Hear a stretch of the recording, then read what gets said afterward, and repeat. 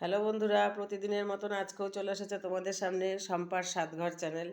শম্পার স্বাদঘরের সকালের খাবার আজকে তোমাদের সঙ্গে শেয়ার করব। প্রতিদিনই তো রুটি থাকে তোমরা জানো, কিন্তু রুটিটা আজকে একটু অন্যরকম। মটরশুঁটি সেদ্ধ করে রেখেছি, মটরশুঁটি দিয়ে রুটি কিভাবে করব সেটা তোমাদের দেখাবো। তোমরা যদি খেয়ে থাকো তাহলে তোমরা তো অবশ্যই জানো কেমন খেতে হয়, আর যারা খেয়ে না থাকো এইরকমভাবে তারা অবশ্যই খেয়ে দেখবে, খুবই সুস্বাদু হয়। সঙ্গে থাকবে হচ্ছে একটু ঝাল দিয়ে তরকারি, কারণ যেহেতু এই রুটিটা একটু মিষ্টি মিষ্টি হয়। তো বন্ধুরা সঙ্গে থাকো, দেখতে থাকো কিভাবে মটরশুঁটি দিয়ে রুটি আমি বানাই, সেটাই তোমাদের সঙ্গে আজকে শেয়ার করব। বন্ধুরা মটরশুঁটি সিদ্ধ করে রেখেছি, এটাকে একটু ভালো করে আমি হাত দিয়ে চটকে নেব।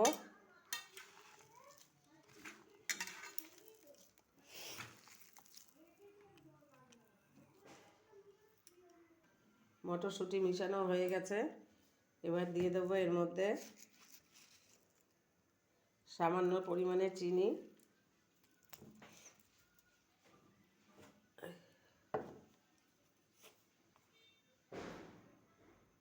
পরিমাণ অনুযায়ী লবণ,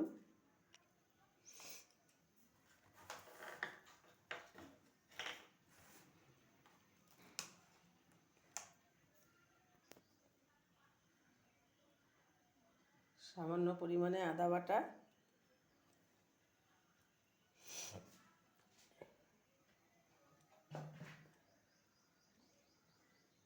আর দেব পরিমাণ মতন আটা।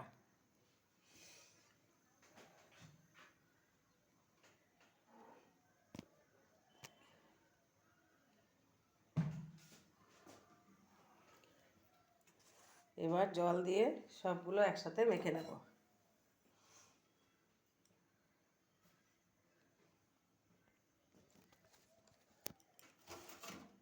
অল্প অল্প জল দিয়ে ভালোভাবে এটা মিশিয়ে মেখে নেব।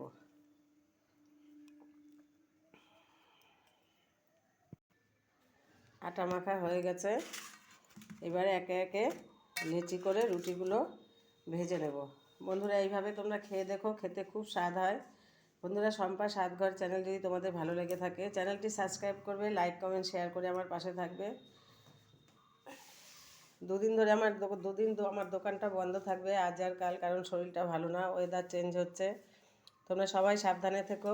এই ওয়েদারে যাদের ঠান্ডা লাগার ধাঁচ বেশি তাদের কিন্তু খুবই কষ্ট হয়, যেমন আমার খুবই ঠান্ডা লেগেছে, শরীরটাও ভীষণ ভালো না।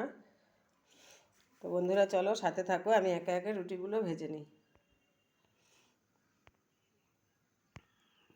চলো বন্ধুরা, এই যে আমার রুটি বানানো হয়ে গেছে,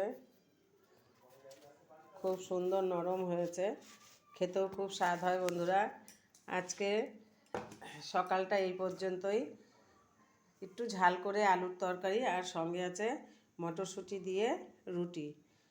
তোমাদের যদি চ্যানেলটা ভালো লেগে থাকে, চ্যানেলের রান্না যদি তোমাদের ভালো লেগে থাকে, তাহলে অবশ্যই চ্যানেলটি সাবস্ক্রাইব করবে, লাইক কমেন্ট শেয়ার করে আমার পাশে থাকবে।